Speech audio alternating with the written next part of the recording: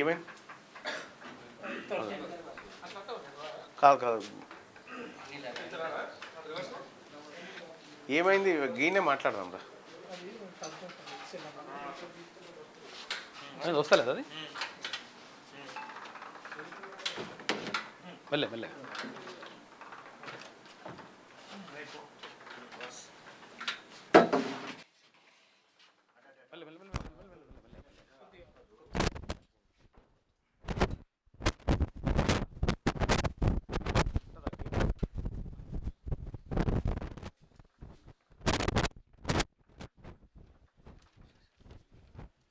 నీ పేరేంది bye sub చెప్పు. నా పేరు మార్క్.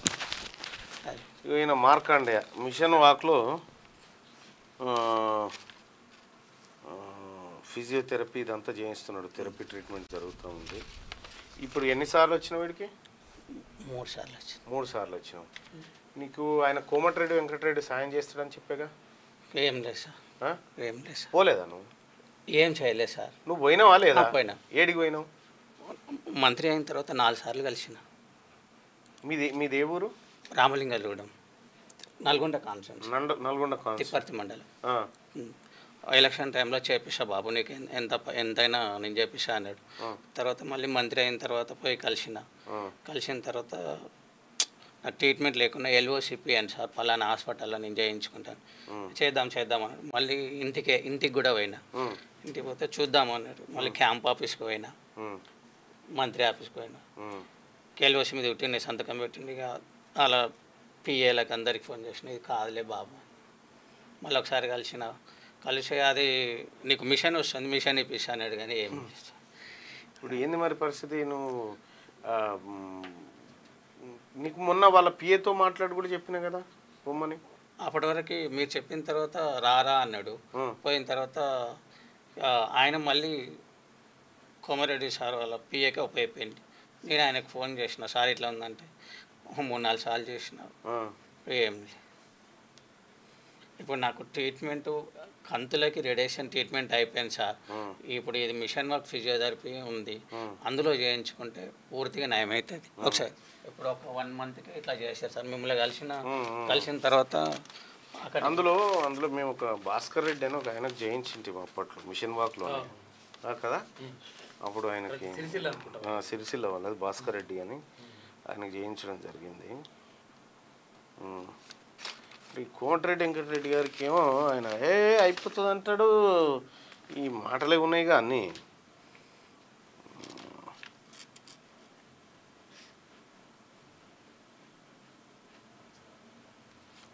సరే 20 రోజులకి ఇట్లా నిలబెడతారు సార్. అయ్యి అది తెలుసు, అది నాకు అది చేసేది నాకు తెలుసు. ఒక పని చేయరాదు మీరు, ఈ వెంకరెడ్డి మాటలు నమ్మకం. కానీ రాజగోపాల్ రెడ్డి అయితే బెటర్ ఏమో నా జనం. నేను ఎక్కడికైనా వెళ్ళడానికి రెడీ. నాకు ఇది ఒక్కటి ట్రీట్మెంట్ చెప్పిస్తాను సార్. నా చేతులతో నేను బతకలేదు. 4 సంవత్సరాల నుంచి ఇదే పోరాటం సార్ ట్రీట్మెంట్ గురించి. నాకు డబ్బులు అవసరం లేదు సార్, ఆడ ఒప్పుకుంటే చాలు. మేము ఒక పర్సన్కి కేటీ రామారావు ఇస్తాను మోసం చేసిండు.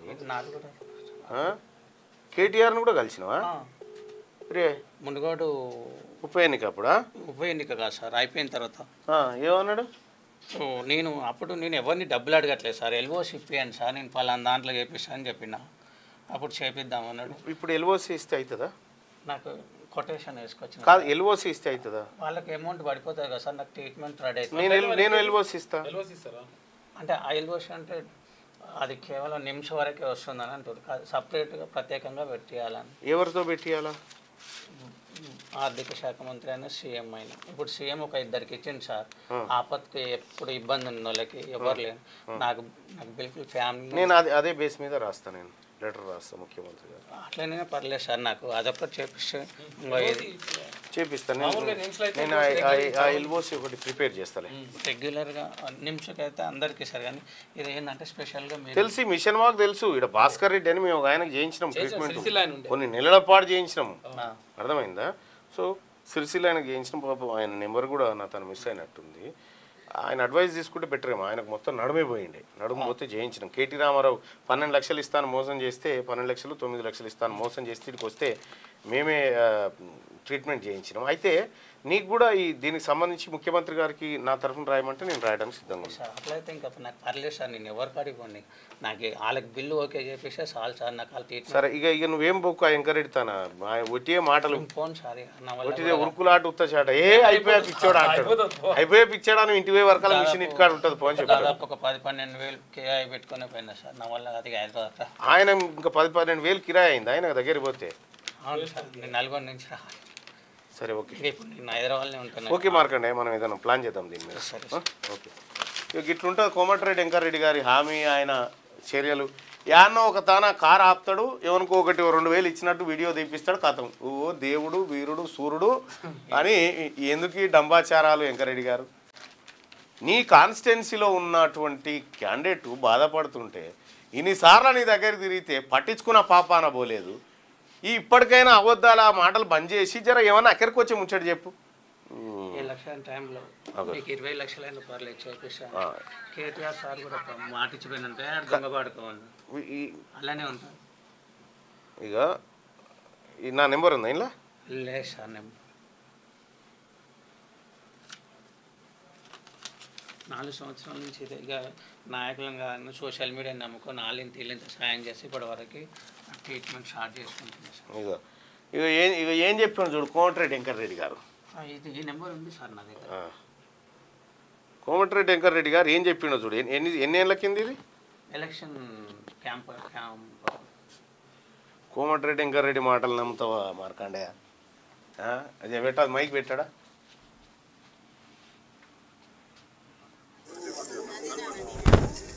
ఆగాడ విక్కే మాకు ఉంది.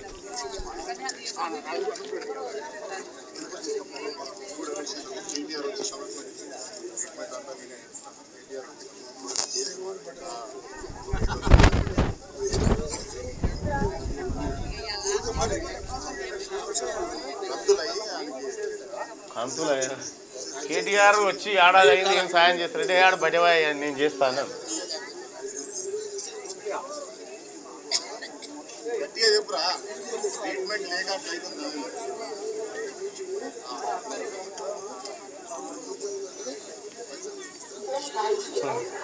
కదా 25 లక్షలు పైసలు నీకు ఇస్తే చేపించుకోవాలని చెప్పి అవతల పడ్డాడు. పత్తలేడు ఇప్పుడు.